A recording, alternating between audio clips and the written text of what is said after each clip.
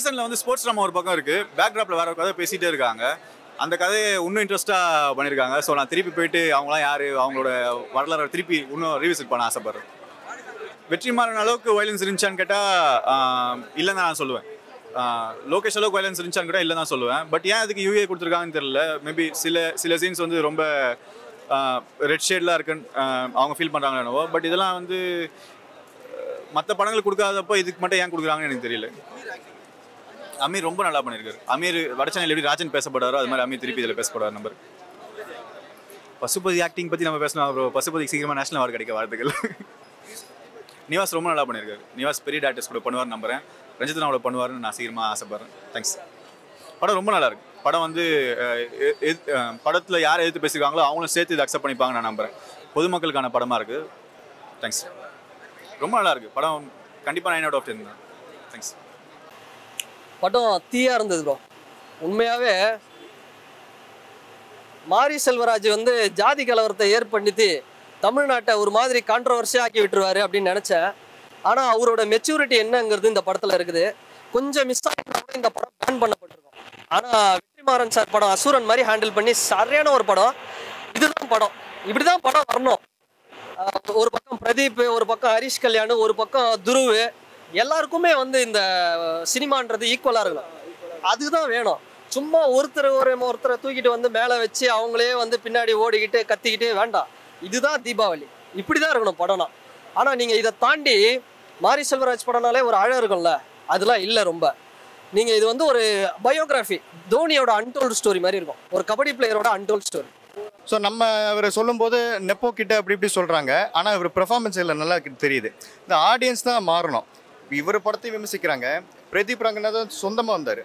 Dude படம் வந்திருக்கு, அடுத்த பிரதீப் ரங்கநாதன் சொந்தமாக வந்தார். அதையும் பார்த்துட்டு என்ன பண்ணுறாங்க, இது வந்து கிரிஞ்சாக இருக்குது, நல்லா இல்லை, 3 படம் லக்கில் ஓடி இருக்குது. அப்போ ஆடியன்ஸ் வந்து என்ன சொல்கிறாங்க, இவர் நெப்போ கிட்டுங்கிறாங்க, அவர் சொந்தமாக இருந்தாலும் கிரிஞ்சு, அவர் லக்கில் ஓடிச்சு, ஃப்ளூக்கில் ஓடிச்சு, 3 படம் ஹிட்டு. ஆமாம் 3 படம் ஹேட்ரிக்கு ஹிட்டாக இருக்கலாம், இது வந்து தோக்க போகுது, ஃபஸ்ட்டு தோல்வியாக இருக்கும் பிரதீப்புக்கு அப்படி சொல்கிறாங்க. இப்போ மக்கள் தான், இப்போ ஆடியன்ஸ் தான் மாறணும். நீங்கள் சினிமா பேக்ரவுண்ட்லேருந்து வந்தாலும் விமர்சனம் பண்ணுறீங்க, நீங்கள் சொந்தமாக ஒருத்தர் வந்தாலும் விமர்சனம் பண்ணுறீங்க, கிரிஞ்சுங்கிறீங்க அப்படின்னா ஆடியன்ஸ் தான் மாறணும். பைசனில் அந்த டெடிகேஷன் தான் ப்ரோ. அந்த விளையாட்டு வீரர்கள் அவர் எப்படி கஷ்டப்பட்டு வந்தார், இன்னும் அந்த ஊரில் எப்படி இது பண்ணுறாங்க, அந்த அடக்குமுறை எல்லாமே கரெக்டாக சொல்லியிருக்கிறாங்க. இன்னொரு விஷயம், ஒவ்வொன்றும் ரியலிஸ்டிக்காக காட்டியிருக்காங்க. சின்ன சின்ன விஷயமும் அந்த பாட்டாகட்டும் எல்லாம் அந்த இது சார்ந்ததாகவே இருக்குது. குரு செமையாக பண்ணிட்டாரு. அதான் சொன்னேன், படத்துல நிரூபிச்சிட்டாரு இவர். அதுதான் இல்லை, நீங்கள் படமே பாருங்களேன். அப்போயே சொல்லியிருப்பேன், ஒரு இது பண்ணியிருப்பேன். இல்லை எல்லாம் நான் பதட்டமே இருக்காது. படத்துக்கு உண்டான அது நார்மல் படமும் கிடையாது. ஒரு லவ் படம், ஒரு 4 ஃப்ரெண்ட்ஸு காமெடிங்க அப்படி பண்ணாமல் அதுலேயே ஒரு ட்ரக் அடிக்டாக ஒரு மூர்க்கத்தனமான ஒரு லவ்வர், ஒரு ரக்கட் பாயை பண்ணியிருப்பார். 2வது படம் பார்த்தீங்கன்னா பியூர் வில்லை, நல்லது பேசுகிற வில்லை. அவங்க அம்மாக்கா பழி வாங்குறேன், சாராயம் ஒழிக்கணும்னு சொல்லிட்டு அதுலேயே வில்லத்தனை கொண்டு வந்திருப்பார். இதில் என்னன்னா அந்த விளையாட்டு வீரனை அதே பண்ணிட்டாரு. அந்த டெடிகேஷன், அந்த ரொம்ப ராவா அந்த கிரவுண்ட் ஒர்க் பண்ணி ரொம்ப டெடிகேஷன் பண்ணிட்டாரு. ரத்தம சதையை நடிச்சிருக்காரு அந்த படத்தில். இல்ல அது எப்பயுமே நடக்கிற விஷயத்தானே பதிவு பண்ணியிருக்காங்க, நடந்ததை. அது நல்லா தான் இருக்கு. ஆமா, அவர் முந்தைய படங்கள் மாதிரி இருக்கா? முந்தைய படங்கள் இல்லை சார், கதை ஒரு டிஃப்ரெண்டாக தானே பண்ணுறாரு. நடந்த உண்மை சம்பவத்தை தானே பண்ணுறாரு. அதே மாதிரி இதில் ஒரு உண்மை சம்பவத்தை பண்ணியிருக்காங்க. நல்லா இருக்கு. ஜாதி ஏதாவது பேசுங்க, அரசியல் இருக்கு. அது ஆனால் அது போர் அடிக்கிற மாதிரியோ இல்லை ஒரு மாதிரி முகம் சொல்லிக்கிற மாதிரிலாம் எதுவும் இல்லை. அன்னைக்கு நடந்த விஷயத்த பதிவு பண்ணியிருக்காங்க. பயமாக இருக்குது, அதெல்லாம் பார்க்கும்போது பயமாக இருக்குது. 1990களே இப்படி நடந்திருக்குன்னா அதுக்கு முன்னாடி எப்படி இருக்குன்ற அந்த ஆமாம் இந்த படத்தில் ரொம்ப வெற்றிமாறன் சார் எஸ் அந்த விஷயம். ஆமாம், ரத்தத்தை தெருக்கி விட்டுருக்காப்புல. நல்லா தான் அது. எக்ஸ்ட்ரா நிறைய பண்ணியிருக்காரு துரு விக்ரம். பார்க்கலாம் சார், ஃபேமிலியோட வந்து பார்க்கலாம். படம் சூப்பராக அதெல்லாம் படம் அப்படி தான் இருக்குது. தினம் தெருக்கி விட்டுருக்காரு, கொஞ்சம் அவாய்ட் பண்ணி நல்லா இருந்திருக்கும். அந்த ஒரு சீன் மட்டும் தான் கொஞ்சம் பார்க்கறது கொஞ்சம் இதுவாக இருந்தது. மற்றபடி எல்லாம் சினிமா ஓகே, நல்லா பண்ணியிருக்காப்புல. ஃபார்மேட் சின்ன பசங்க படம் கொஞ்சம் கஷ்டம் பாருங்க. ஒன்றும் அந்த ரத்தம் தெரியுது மட்டும் நமக்கே பயமாக இருக்குது. சின்ன பசங்க கொஞ்சம் இது பண்ணுவாங்க, அது மட்டும் தான் கொஞ்சம் இதுவே எனக்கே பயமாக இருக்கு. தேட்டரில் உட்காந்துக்கும் போது நான் அந்த ரத்த சீன் மட்டும் கொஞ்சம் கம்மி பண்ணி நல்லா இருந்திருக்கேன். மற்றபடி வந்து ஃபேமிலியாக பார்க்க வேண்டிய படம் தான். எந்த ஒரு ஆபாசம் செக்ஸு நெடிப்பு தெரியுது அது தெரியுது எதுவுமே இல்லை. படம் வந்து முழுக்க முழுக்க வந்து நம்மளை படம் யோசிக்க வைக்குது. நானும் மெட்ராஸ் இருக்கிறேன், எங்கள் ஊரில் அது மாதிரிலாம் நடக்குறா, இது மாதிரிலாம் நடக்குமோ அப்படி இருக்குமோன்ற மாதிரி நமக்கு இதெல்லாம் வந்து நம்ம எப்படி சொல்லிட்டோம், இதெல்லாம் நடக்குமா உண்மையா, இதெல்லாம் இருக்குமா, மக்கள் இப்படிலாம் இருப்பாங்களா மாதிரி நமக்கு ஒரு கேள்வி எழுப்புது நமக்கு. வாழ்ந்துட்டு ஆமாம் இது வந்து இருந்தால் நடந்து தான் இல்லைன்னு சொல்ல, இப்போ எல்லாம் சம்மன் தான் சொல்கிறாங்க. அங்கே வந்து நான் மேலே கேன்னு சொல்லல, சம்மன் தான் சொல்கிறாங்க. அது நம்ம ஊரில் இதெல்லாம் மேலே இதில் நம்ம கேஷுவலாக வந்துடுறோம். ஆனால் அது மாதிரி பார்க்கும்போது இதெல்லாம் நடக்காமல் ஒரு கேள்வி எழுப்புது. இதில் அதுமாரி வந்து ஹீரோ வந்து சத்தியம் பண்ணுவார், அந்த சத்தியெல்லாம் ஒன்றும் கிடையாது, அதெல்லாம் பொய்ன்ற மாரி காட்டுவாங்க. அப்புறம் எல்லா படத்தும் ஹீரோயினி வந்து 2 வயசு 3 வயசு கம்மியாக தான் போடுவாங்க. அதில் வந்து ஹீரோவோட 2 வயசு அதிகம். ஹீரோயினிக்கு வயசு முக்கியம் கிடையாது, மனசு தான் முக்கியம் அதெல்லாம் சொல்லியிருக்காரு. அதெல்லாம் ஏற்றுக்க வேண்டிய விஷயம் தானே. அதெல்லாம் துருவோட ஆக்டி செம்ம ஆக்டினா. அவர் வந்து 2வது படம் 3வது படம் மாதிரி தெரில, ஏதோ ஒரு 10 படம் 20 படம் பண்ணிட்டு வந்த மாதிரி இருக்குது. அவர் இந்த படம் பண்ணுறது செம்ம ஒர்க் பண்ணிக்கிறாரு. துருவ் வந்ததுக்கப்புறம் வந்து வேறு மாதிரி லைஃப் வந்து வேறு மாதிரி மாறும் அவருக்கு.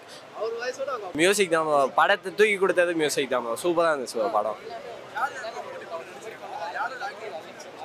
எனக்கு ஜுதா விக்ரம் ஆக்டிங் பிடிச்சிருந்துச்சு. அதை தாண்டி நிறைய பேர் அப்பா கேரக்டர் பண்ண அந்த ஆக்டிங்லாம் சூப்பராக இருந்துச்சு, நல்லா இருந்துச்சு. அவர் அப்பானா இப்படி இருப்பாங்கன்ற ஒரு ஃபீலிங் தான் இருந்துச்சு, செம்மையாக இருந்துச்சு. செம்மையாக இருந்துச்சு, கேட்காம சூப்பராக இருந்துச்சு ப்ரோ. அப்போதான் இதெல்லாம் எங்கள் அப்பா பார்த்தோம்னா அடிப்பாரு. நல்லா இருந்துச்சு. ஓவராலாக படம் சூப்பராக இருந்துச்சு ப்ரோ. எனக்கு இது ஓவராலாக சூப்பராக இருந்துச்சு ப்ரோ. நான் தனுஷ் ஃபேனு, ஆனால் இந்த படம் நல்லா ஜாலியாக பண்ணி பார்த்தோம் ப்ரோ. சூப்பராக இருந்துச்சு படம், ரொம்ப நல்லா இருந்தது. பைசல் என்ன பிடிச்சிருச்சு? கபடி விளையாட்டு. நேற்று தம்பி கணேசன் கபடி வீரர். ஆமாம், அர்ஜுனா அவார்டு. படம் நல்லா இருக்குண்ணா, சூப்பராக இருக்குண்ணா. மெசேஜ் என்ன, ரொம்ப சிம்பிள். ஒரு என்னதான் ஒரு தாழ்ந்த ஜாதியில் இருந்தாலும் ஒரு ஸ்போர்ட்ஸ்மேன்ஷிப் இருந்தால் எப்படி வேணால் நம்ம மேலே வரலாம் அப்படின்னு சொல்லிட்டு மற்ற கூட இருக்க அந்த ஊரில் மக்களுக்கு வந்து நல்ல ஒரு ஸ்டோரி. அதாவது குக்கிராமத்துலேருந்து எப்படி மேலே வராங்கன்ற ஒரு ஸ்டோரி தான். பட் ஆனால் அதில் நிறைய அந்த கேஸ்ட் சிஸ்டம்லாம் தாண்டி எப்படி மேலே வரான்ற ஒரு ஸ்டோரி நல்லா சூப்பராக சொல்லியிருக்காங்க. செமையாக பண்ணியிருக்காரு, கேரக்டர் எல்லாமே நல்லா பண்ணியிருக்காரு. லாங்குவேஜும் நல்லா, அவங்க ஊருக்காரன் தான். கண்டிப்பாக அந்த ஸ்லாங் இருக்கும்ல, பேசிக்காக ஊருக்காரன் தான், நல்லா இருக்கும். ஸோ நல்லா பண்ணியிருக்காரு, சூப்பராக பண்ணியிருக்காரு. ஹீரோ ஆக்டர்கள் இருந்துச்சு. அந்த பாண்டியராஜ் பசுபதி பாண்டியன் அவரோட அதுதான் அந்த அமீரோட கேரக்டர் செம்ம சூப்பராக இருந்துச்சு. அதெல்லாம் ரொம்ப கூஸ்பம்பாக இருந்தது. குறிப்பாக சொல்ல போனால் இவரோட துருவோட அப்பா கேரக்டர் இவர் பண்ணியிருக்காரு பார்த்தீங்களா, அவர் பேர் என்ன, பசுபதி. அவரோட கேரக்டர் அல்டிமேட்டாக இருந்தது. பாண்டியராஜ் ஒரு கேரக்டர் இது பாருங்க, அதுதான் வேற லெவல், தரமான சம்பவம் அது. ஆக்சுவலாக யதார்த்தமாக சூப்பராக பண்ணியிருக்காங்க. ஒவ்வொரு கபடி பிளேயரோட லைஃப்பும் ஒரிஜினலாக பண்ணியிருக்காங்க. இது கபடி பிளேயர் மட்டும் இல்லை, வாலிபால், கிரிக்கெட்டு எல்லாரோட பின்புலம் சாதாரணமாக அடிப்பட்டு தட்டிலேருந்து ஒரு பிளேயராக வரணுன்ற ஒரு விஷயத்தை உண்மையாகவே ரொம்ப ரிஸ்க் எடுத்து நடிச்சிருக்காரு. ஆக்சுவலாக எப்படி சொல்கிறது, சிஎன் சார் விக்ரம் சாரோட சன்னுக்கு எந்த அளவுக்கு இதுவும் ஆச்சோ, இந்த படம் வந்து அந்தளவுக்கு ஹார்ட் ஒர்க் பண்ணியிருக்காரு. கண்டிப்பாக மிஸ் பண்ணாத இந்த தீபாவளிக்கு உங்களோட தலை தீபாவளியாக இருக்கும். தேங்க்யூ வெரி மச், நன்றி. அமீர் சார் தான் செம்ம மாசாக பண்ணிட்டார். ஆக்சுவலாக வட சென்னையில் ராஜன் எந்த அளவுக்கு பேசப்பட்டதோ அந்த அளவுக்கு இந்த படத்தில் அமீர் சாரோட அட்லீஸ்ட் ஒரு 1/4 மணி நேரம் ஒரு 1/4 மணி நேரம் சும்மா தூக்கி சாப்பிட்டாரு ஸ்க்ரீனில். வன்முறையெல்லாம் இல்லைங்க, இந்த யதார்த்தமாக உண்மை லைவான நடந்த சம்பவம். அதனால் அது கண்டிப்பாக அந்த வன்முறையை காட்டி தான் ஆகணும். ஏன்னா எப்பயுமே வாழ்வியலை எடுக்கும்போது வாழ்வியலை விட்டு வெளியில் போய் பண்ண முடியாது. அப்போ உண்மையை சொன்னால் தான் ஏற்றுக்கப்படும். இது நிறைய பேர் என்னோட கூட இருந்த நண்பர் ஒருத்தர், ஆக்சுவலாக அவருக்கு ஐயா 60 வயசு, சங்கர் வேலுன்ட்டு. அவர் ஒவ்வொரு சீனும் சாட்டு வரத்துக்கு முன்னாடியே அந்த டைட்டில் பாண்டியராஜன்ட்டு ஒரு டைட்டில் போட்டதுமே இந்த கேரக்டரு இதெல்லாம் நாங்கள் லைவாக பார்த்துருக்கோம் அப்படின்ற ஒரு விஷயம் சில டைமில். இது பசுபதி சாரை பொறுத்த வரைக்குமே, அண்ணனை பொறுத்த வரைக்கும் சும்மா சொல்லக்கூடாது. அவர் சேது எப்படி சொல்கிறது, துல்லு, சாமி எல்லாத்துலேயுமே எப்படி நடித்தாரோ இது அதோட ரொம்ப தங்கலானில் உயிரை கொடுத்து நடிச்சிருப்பார். இது அந்த மாதிரி இதுக்கு ரொம்ப எப்படி மஜாலா வந்து விக்ரம் சாரும் பசுபதி அண்ணனும் எந்த அளவுக்கு காம்பினேஷனோ அதேமாரி விக்ரம் சார் சன்னு கூட ஒரு அப்பாவை நடிச்சிருக்காரு. ரெண்டு பேருக்குமே ஈக்குவலாக அண்ணன் எப்படி சொல்கிறது அப்படி ஷேர் பண்ணியிருக்காங்க. ஆக்டிங் ஸ்கோப்பை வந்து அந்த அளவுக்கு பண்ணியிருக்காங்க. Thank you very much.